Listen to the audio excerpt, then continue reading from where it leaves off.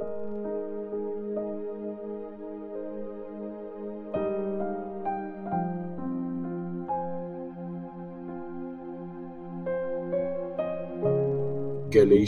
chapter 1. Sa mga churches dyan sa Galatia, galing ito kay Paul. Kumusta kayo dyan? Kinukumusta din kayo ng mga kasama ko dito. Sana okay kayo at nararanasan nyo ngayon ang sobrang kabaitan ng Diyos Ama at ng Panginoon nating si Jesus Christ. Gusto kong sabihin sa inyo na hindi lang basta tao ang pumili o nagpadala sa akin. Pinili akong maging apostol ni Jesus Christ at ng Diyos Ama na siyang bumuhay kay Jesus mula sa kamatayan.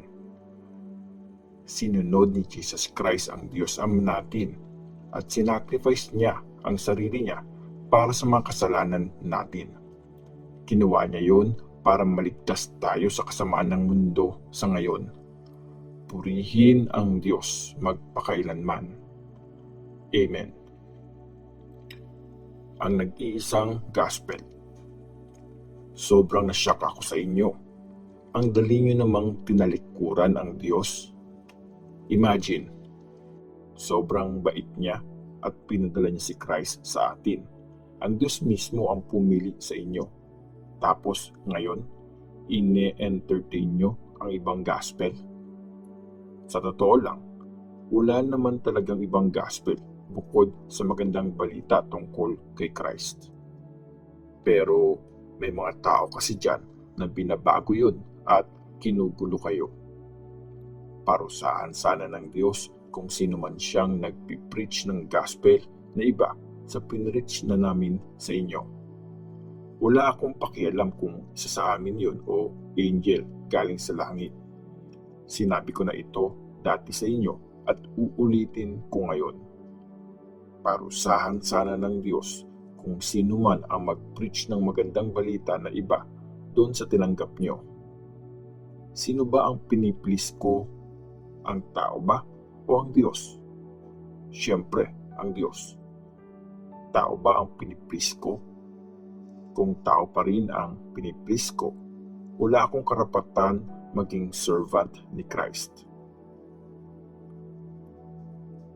Paano naging apostol si Paul? Mga kapatid, gusto kong malaman nyo na hindi gawa-gawa lang ng tao yung magandang balita na pinirich ko. Di din yun binigay o tinuro sa akin na kung sinong tao. Si Jesus Christ mismo ang nagbigay ng gospel nung nireveal niya sa akin yun. Narinig nyo naman siguro yung buhay ko dati nung sinusunod ko pa ang Jewish religion.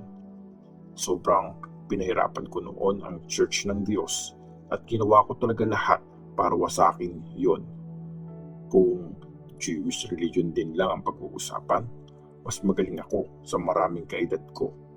Talagang sinunod ko lahat ng tradisyon ng mga ancestors ko. Pero kahit ganun ako, ang bait pa rin ng Diyos. Kasi bago pa ako ipanganak, pinili na niya ako para mag-serve sa Kanya. Nung reveal sa akin ng Diyos ang anak niya para i-preach ko ang magandang balita sa mga Gentiles, hindi ako humingi ng advice kahit kanino. Ni hindi nga ako pumunta sa Jerusalem para makipagkita sa mga apostles na nauna sa akin. Dumiretso agad ako sa Arabia. Tapos, bumalik ako sa Damascus. 3 years pa bago ako pumunta sa Jerusalem para makipag-usap kay Peter at 15 days kami magkasama doon.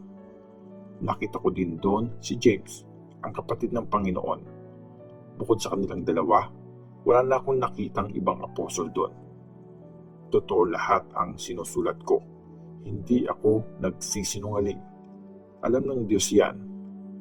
Tapos, pumunta ako sa ilang lugar sa Syria at Cilicia. Hindi pa ako nakikita sa personal ng mga members sa Church ni Christ sa Judea noon.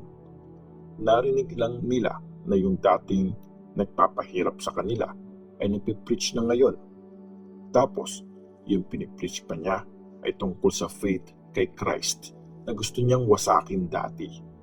At dahil sa akin, nagpuri sila sa Diyos.